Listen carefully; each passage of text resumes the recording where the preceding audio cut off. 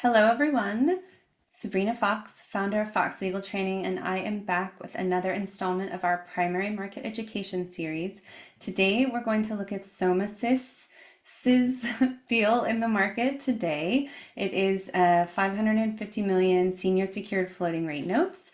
I picked up some very interesting provisions around, in particular, restricted payments and financial calculations, and also a couple of points on the debt covenant that I would like to raise for everyone. So I'm going to share my screen where I have already created an annotated version of this offering memorandum, which I will put onto the Fox Legal Training online covenant training platform for students to download so they can see what I've highlighted in terms of important provisions.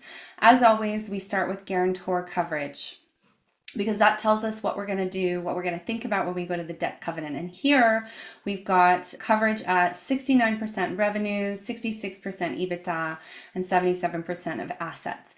This does leave the borrower with enough, I would say, uncommitted non-guarantors, entities that do not owe any debt obligations to note holders, to potentially prime in the future by way of structural subordination.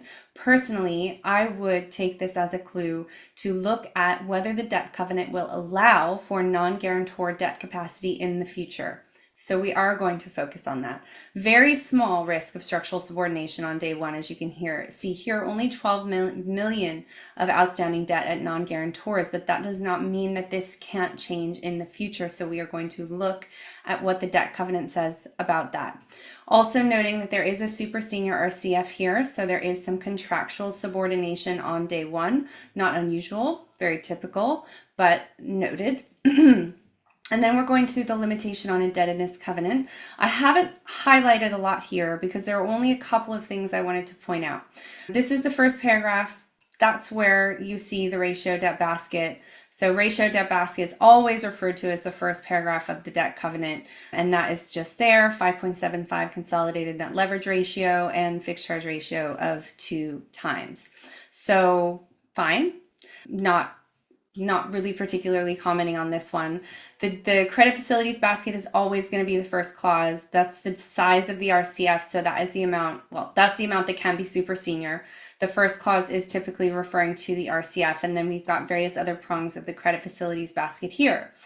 Other debt baskets available to the borrower include capitalized lease obligations, purchase money financing, etc. But moving on, what I look for in terms of a bellwether of debt capacity, which is on the more flexible side, is this one here. Clause 17, which is the available RP capacity amount clause, which will allow the borrower to incur debt based on their restricted payments capacity. This is something that I note because it tends to be on the higher side of debt capacity in terms of what the borrower can incur. You see it in the top tier sponsor deals. You see it when the market is hotter. And then here is the basket, which is going to limit debt capacity by non-guarantors. But please be very careful when you read this provision, because I do not think this provides necessarily the kind of protection that you might want to see. Yes, there's a non-guarantor debt cap. Yes, it's set at the greater of 124 million and 100% of consolidated EBITDA, but it only applies to the first paragraph, which is the ratio debt basket, as we just saw, and specified clauses of the credit facilities basket. All of these other debt baskets, all of these other baskets here are all still available to non-guarantors, including a basket specified to be for non-guarantors.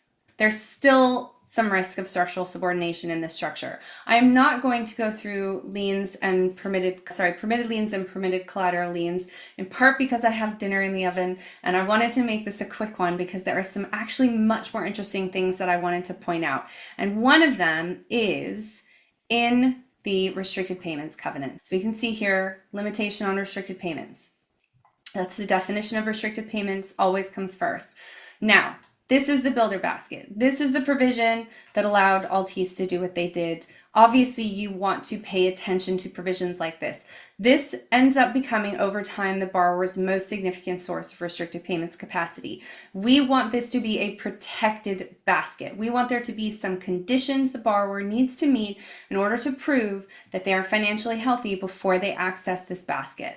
This clause A does provide that the borrower must not have any event of default in the case of restricted payments under clauses 1, 2, and 4 of the definition.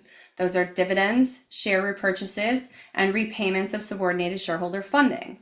Now, clause 3 is subject to a no material event of default, which means no payment, no insolvency defaults, right? Clause 5, not subject to any limitation at all. So the borrower does not have to worry about being in default or having any event of default outstanding if they want to make a restricted investment. That includes investments in unrestricted subsidiaries. In addition to that, this is something where you have to look for an aspect or a clause that isn't there. Normally, clause B would be that the borrower needs to meet the fixed charge coverage ratio in order to access the 50% of CNI and other elements of the builder basket. That is not present here. So sometimes when you're doing contract analysis, you're looking for things that are absent just as much as you're looking for things that are present. And that is a really important protection, which is not there. So in this case, the borrower can make any kind of restricted payment under any of the prongs, even if they cannot meet their fixed charge coverage ratio. In addition to that, the borrower can make a restricted investment, including investments in unrestricted subs, even if there is a material event of default outstanding. Now, I personally do not think that this provides the level of protection that most lenders would want in a leverage finance or high yield deal, but it is what it is, and this is where the market is for this deal. This is what they're marketing it with, so there you go. Now, I also want to point out that the 50% CNI basket itself does have a zero floor, and not just a zero floor, but one of those zero floors that will allow the basket to increase by 50% of consolidated net income, but will not decrease it by losses, which is the traditional approach here. And indeed, if CNI is negative, if it's less than zero, it will just be deemed zero. So it literally will never take into account negative consolidated net income, which means it's a basket that only goes up and never goes down. And while we're on the topic of baskets that only go up and never go down, there's also a super grower in this deal, which is in the financial calculations. It says financial and other calculations basket, or sorry, covenant, which I did have highlighted in my other copy of this OM. So financial and other calculations is going to tell you everything you need to know about what the borrower can do in terms of calculations. The version of this that I'm going to put up on the platform is going to have a lot more highlighting in it. I just happen to have opened a slightly older version of this, but what I will just point out: forward-looking purchase synergies, forward-looking sales synergies, these are EBITDA add-backs, forward-looking group initiative synergies, and the infamous, I'm going to just find it here in 1 second, the infamous super grower. Here we go. This provision here will provide that anytime the borrower is making a calculation on the basis of a fixed and a grower, the fixed will go up in line with the grower as high as the grower ever goes and shall not subsequently be reduced. It will never go back down again. No decrease in the grower. So that, I call that a super grower because it is like, it goes up, it doesn't go down. These kinds of provisions, I believe, create a sort of unrealistic expectation about how the borrower's performance links up with its covenant flexibility. Ordinarily, one would expect that covenant flexibility would more or less go up and down based on how the borrower is doing, and that is traditionally how it used to work. But provisions like these that we saw in this builder basket and also with the super grower do create an artificial increase in covenant capacity that does not remain in line with how the borrower is actually performing.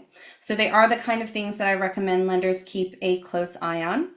There's also a portability clause in here. There are some other interesting provisions, but I can hear the oven timer going, so I am going to leave it there for now. Please do feel free to get in touch if you have questions about this deal, about any of the provisions that I've talked about, Fox Legal Trainings, first of its kind online covenant education program where we will teach you how to review deals quickly and easily, just like this, so you can do it while dinner is in the oven too.